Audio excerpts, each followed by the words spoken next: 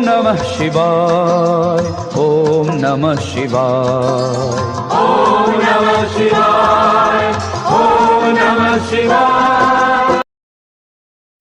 सभी साधक मित्रों को, बंधुओं को जय श्री महाकाल। जैसा कि मैंने अपने एक वीडियो में पहले जिक्र किया था कि आप किसी तांत्रिक के पास चले जाते हैं, अगर आपके घर में कोई व्यक्ति भूत प्रेत की बाधा से पीड़ित है तो व्यक्ति एक समय के लिए तो ठीक हो जाता है, फिर वापस वो बीमार रहने लग जाता है। तो इसका कारण क्या है? अब कुछ चीज़ों का ज्ञान हमें तभी होता है जब हम उस चीज़ को खुद अनुभव में देखते हैं, हम भुक्तभोगी हैं या हमने महसूस किया है, किसी परिचित में उन चीज़ों को हमने देखा है, तब हमें उन चीज़ों का जो गूढ़ अर्थ है वो ज्ञात होता है। और उसके रहस्य तो तभी खुल पाते हैं जब हम खुद अध्यात्म के क्षेत्र में, साधना के क्षेत्र में आके उन चीज़ों का जो गूढ़ अर्थ है वो जान पाते हैं कि आखिर परमानेंट सॉल्यूशन कोई करता क्यों नहीं है।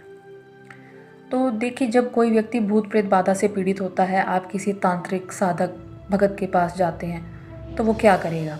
वो जो उस चीज़ को, उस आत्मा को आपके ऊपर से हटा देगा।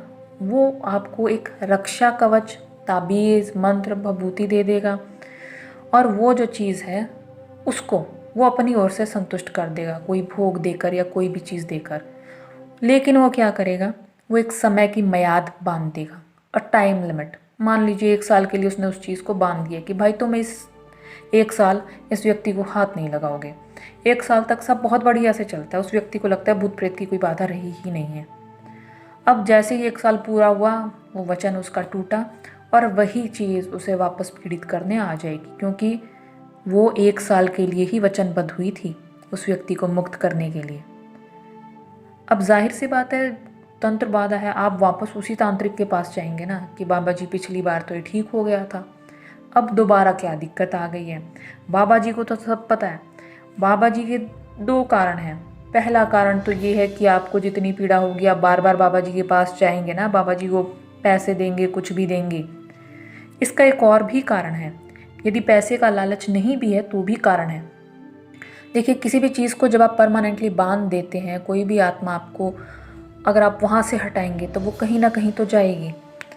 तांत्रिक है, भगत है, वो अपने परिवार को क्यों पीड़ित करे? बाकी आपको कोई चीज़ पीड़ा इसीलिए देती है क्योंकि वो आपका प्रारब्ध है, आपका कोई पूर्व जन्म का जो कर्म फल है वो उस आत्मा से बंधा हुआ है। वो जो आपको भुगतवाना है उस आत्मा ने, तो वो परमानेंटली आपको सॉल्यूशन क्यों देगा?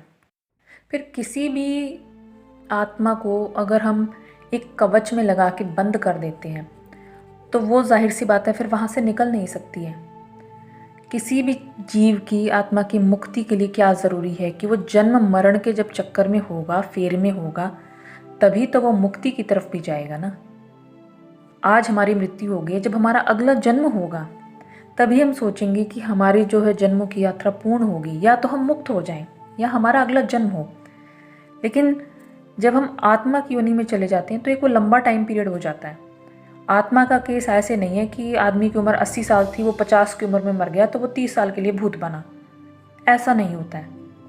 आत्मा का जो एक वो जो डायमेंशन जिसमें वो चली जाती है, उसमें वहाँ पे टाइम लिमिट नहीं है।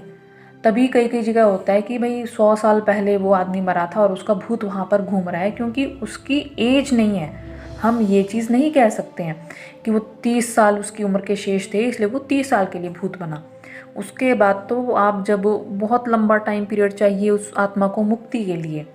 हर आत्मा मुक्ति का प्रयास करती है, हर आत्मा उस भूत योनि से, प्रेत योनि से मुक्ति चाहती है। सबसे ज़्यादा आत्माएं कहाँ घूमती हैं? मंदिरों के पास, मंदिर के पास। मंदिर के अंदर नहीं जा सकती तो क्या हुआ? वहाँ पे उसकी तलाश है कि कोई सकारात्मक ऊर्जा वाला व्यक्ति हो जो उसको महसूस करे, जो उसकी मुक्ति करवा सके। वहाँ उसको भी तलाश होती है, वो भी मुक्त होना चाहती है। इसीलिए जिन साधकों का ऑरा बहुत प्रबल होता है, उनको इनका पता भी चलता है और वो कोशिश करते हैं कि हम इनके ऑरा को भेद कर इनसे कनेक्ट कर सकें, इनसे अपनी मुक्ति की प्रार्थना कर सकें, इनसे अपनी मुक्ति मांग सकें।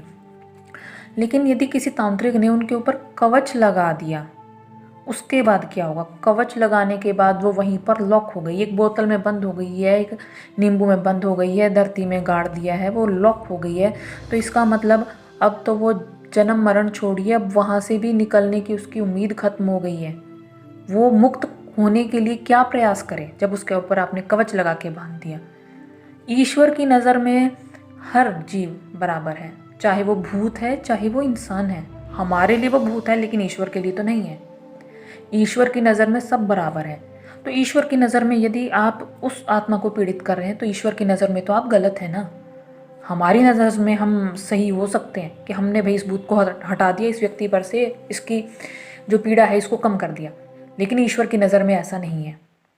तो कोई भी जो तांत्रिक है वो उस चीज़ को अपने कर्मफल में नहीं बांधता है, वो उसको एक मियाद में बांध देगा और बाद में जब उस मियाद से वो आत्मा मुक्त होती है तो वही प्रोसेस जो है वो दोबारा चलता रहता है।